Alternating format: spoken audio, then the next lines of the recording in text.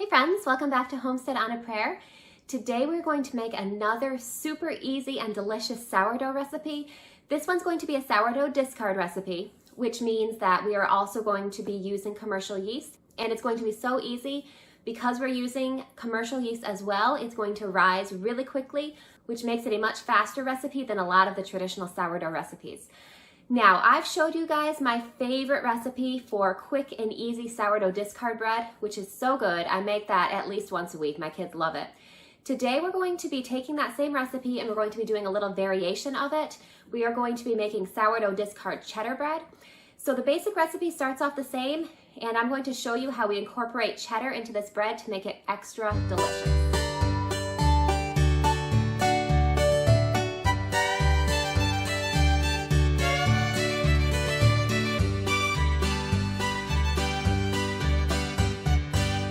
As always, when we do a recipe together, I'm going to link the recipe in the video description and I'm going to type out the ingredients.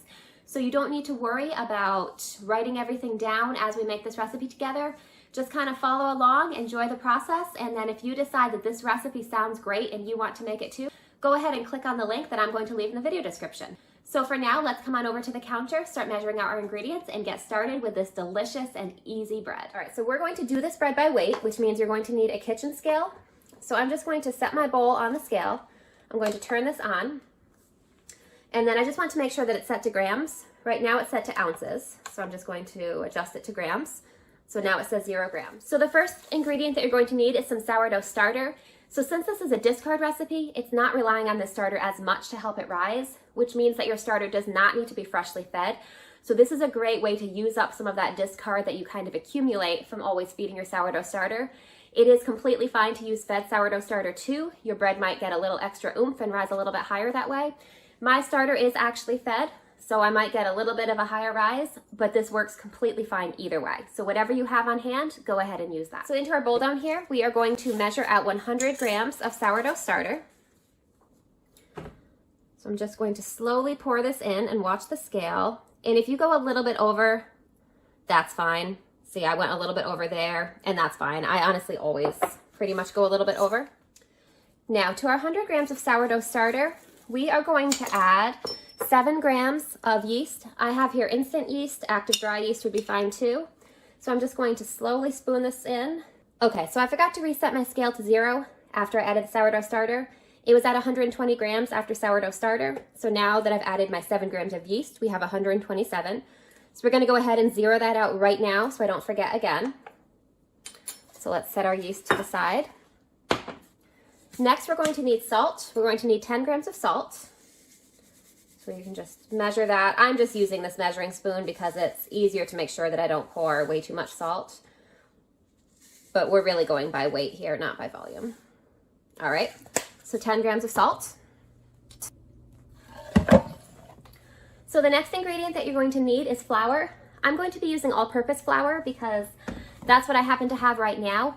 Bread flour would work really well too, or you could use a combination. You could also use a mix of white flour and whole wheat flour. Pretty much this bread is flexible, so you can tailor this recipe to your needs. For today, I'm just going to be using exclusively all-purpose white flour. So we're going to need 450 grams of that. So I'm just going to measure that out and add that to the ingredients in our bowl. All right, so we're going to zero out our scale again. And we need 450 grams of flour.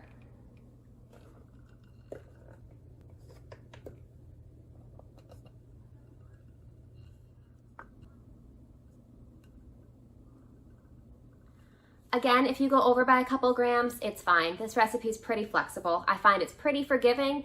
I know you're supposed to be really precise when it comes to baking, and for the most part, I try to be, but I'm not going to get stressed over not getting it exactly. So our next ingredient is water. We need 360 grams of water. So I'm just going to get kind of lukewarm room temperature water. I'm going to add in our 360 grams and then we're going to start mixing.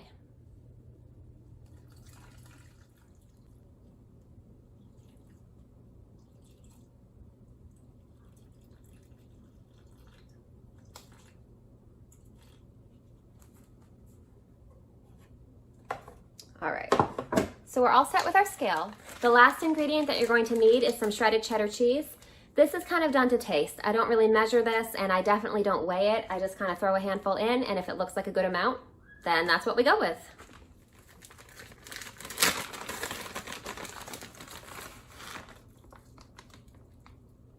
Maybe a little more. My kids like this bread pretty cheesy.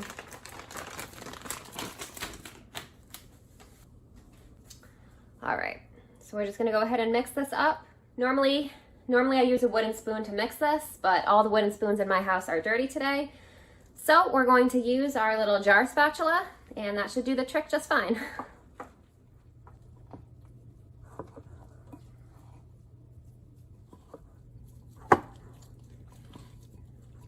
So we just want to get everything incorporated. You can see the little flecks of cheddar in our bread there. I'm just making a point to make sure that I get all the way to the bottom of the bowl and scrape up any little bits of dough that may have settled down there.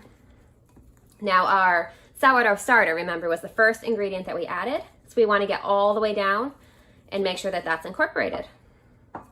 Now you can see how incredibly easily that came together. It's all mixed up. We didn't even need a stand mixer or anything like that. All we needed was just a bowl and a wooden spoon, or in our case, a jar spatula. We just kind of weighed our ingredients, plopped everything in there, and stirred it up. Now we're just going to cover this. We're going to let it sit for 2 hours just to really rise and ferment. So I'm going to meet you back here in 2 hours, and we're going to bake our bread.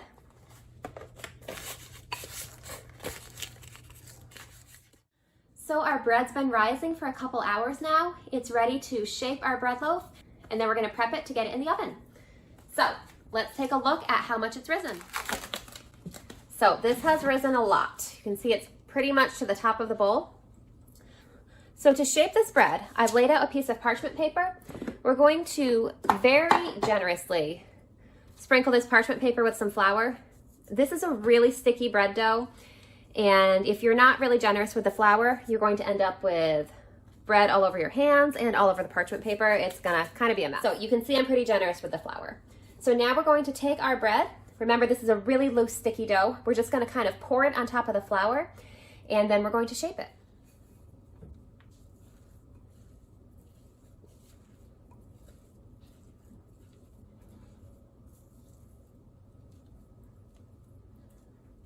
So this is kind of a rustic looking bread recipe, so we don't need to be all that precise. What I kind of do is go around the bread loaf and just kind of grab the edges and pull them into the middle. And I'll go around probably twice. And that will just give it kind of a roughly round shape. And then I'm going to flip this. Just going to flip it into my hand like this. And then put it back on the parchment paper. So you can see that's a pretty nice shape. You can see how sticky my hands are, even with all that flour. If we hadn't used that flour, it would be a big mess. Now, to bake this bread, we are going to use a large pot here. If you have a Dutch oven, that would be ideal. I don't have a Dutch oven, so I'm going to use this large stock pot. Just make sure that it's oven safe up to 430 degrees, because that's the temperature that we'll be cooking this bread at. So I'm going to go ahead and preheat my oven to 430 degrees. I'm going to put this pan in the oven while it preheats so that the pan is as hot as the oven. When we put our bread into the pan, we want to put it into a hot pan, not a cold one. So I'm just going to get our pan in the oven, preheat it to 400. Our bread is just going to rise a little bit while the oven preheats. Then I'll meet you back here. I will show you the final finishing touch to our bread, and then we'll get it baked.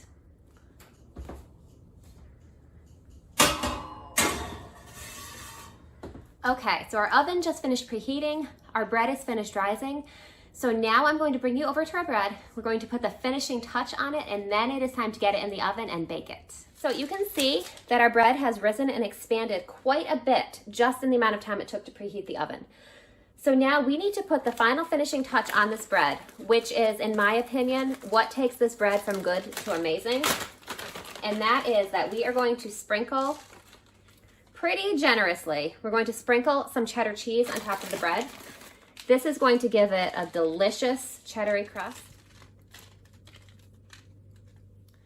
Now, if you've ever had a cheddar bagel or an Asiago bagel, you know that they sprinkle the cheese on top of the bagel and it just melts and gets crispy, and it's just so good on top of the bagel. We are going to recreate that effect with our cheddar bread. So I sprinkled the top pretty generously with cheddar, and that is going to give us that delicious kind of crispy cheddariness on top of the bread. Okay, so you'll remember from before that we preheated our oven with our large stock pot inside. So I'm going to go ahead and I'm going to grab that hot stock pot out of the oven, and then we're going to very carefully lower our bread loaf into that hot pan.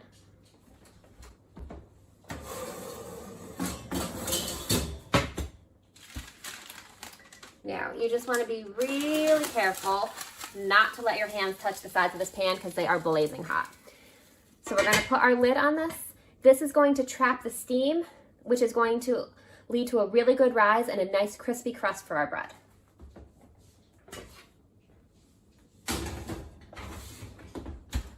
Okay, so we finally got our bread in the oven. We're going to set the timer for half an hour.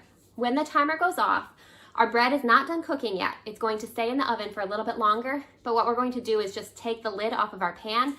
That's going to allow the top crust of our bread to really brown up and just get that nice crispy golden brown goodness on top of it. So our timer just went off. It's time to take the lid off our bread. So let's grab the bread and take a look at how it looks so far.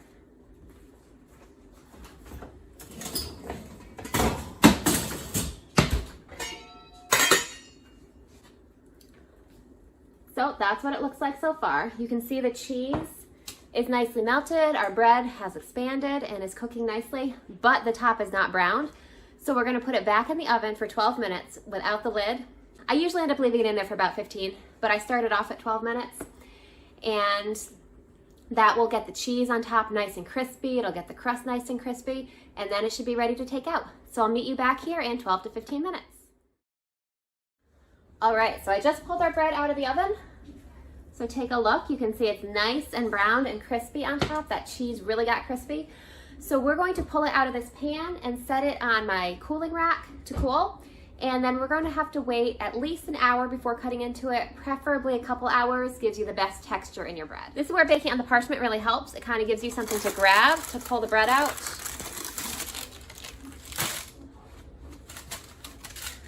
So there it is on the cooling rack. We're just gonna let it sit and cool. Now it can be really hard when you have just made fresh bread and it smells amazing to let it sit and cool for a couple hours or at least an hour before cutting into it. But I promise it's worth it. The texture is so much better when you let it sit. If you cut into it right away, it's gonna be kind of gummy inside and it's gonna let all the steam out, which makes the rest of your bread be really dry. So that being said, this is a delicious and easy bread recipe. I definitely encourage you to give it a try. You can make it really basic by leaving out the cheddar, or you can add the cheddar like I did just to make it a little more interesting, a little more different. But either way, it's delicious. So if you do try it, let me know how you like it. All right, I hope you guys are having a good day, and I'll talk to you soon. Bye. See you next time.